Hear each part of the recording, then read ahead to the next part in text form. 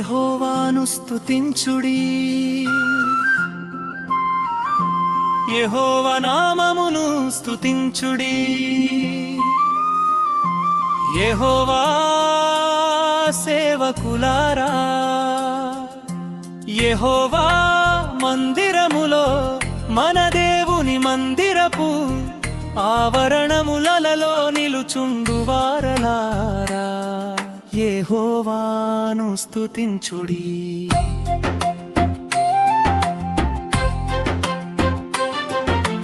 యెహోవా దయాళుడు,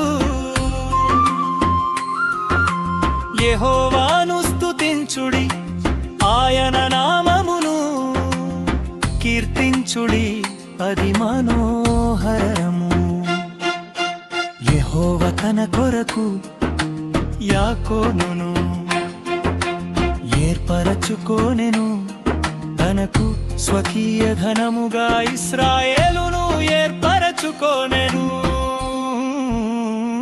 యెహోవా గొప్పవాడనియు మన ప్రభువు, సమస్త దేవతల కంటే గొప్పవాడనియు నేనెరుగుదును. ఆకాశమందును భూమి యందును సముద్రముల యందును మహాసముద్రములన్నిటి యందును ఆయన తనకిష్టమైనదంతయు జరిగించువాడు.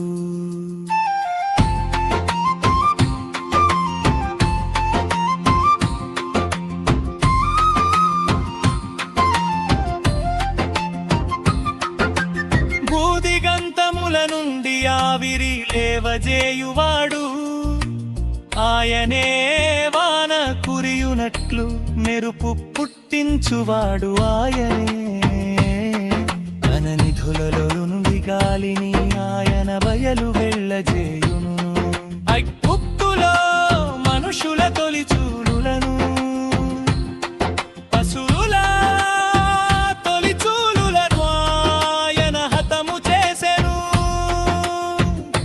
ఐగుప్తుని మధ్యను ఫరో ఎదుటను, అతని ఉద్యోగస్థుల ఎదుటను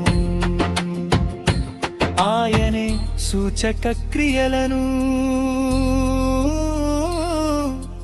మహత్కార్యములను జరిగించెను.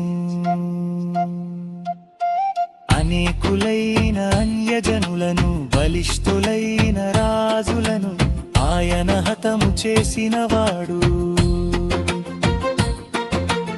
అమోరీయుల రాజైన ఓగును హతము చేసెను, కనాను రాజ్యములన్నిటిని పాడు చేసెను.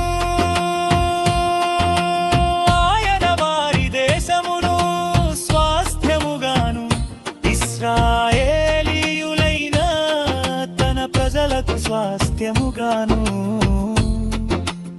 అప్పగించెను. యెహోవా నీ నామము నిత్యము నిలుచును, యెహోవా నీ జ్ఞాపకార్థమైన నామము తరతరములుండును. యెహోవా తన ప్రజలకు న్యాయం తీర్చును, తన సేవకులను బట్టి ఆయన సంతాపము నొందును. అన్యజనుల విగ్రహములు వెండి బంగారు, అవి మనుష్యుల చేతి పనులు.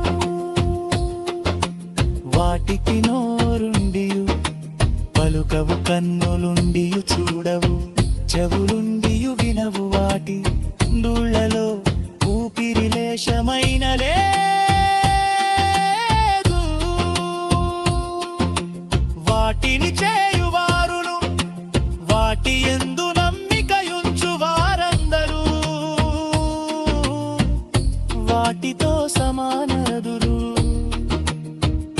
ఇశ్రాయేలు వంశీయులారా, యెహోవాను సన్నుతించుడి,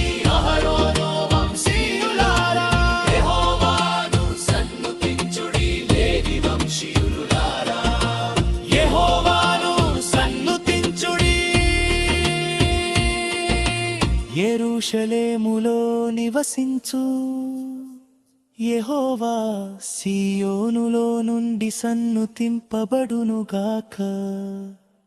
యెహోవాను స్తుతించుడి.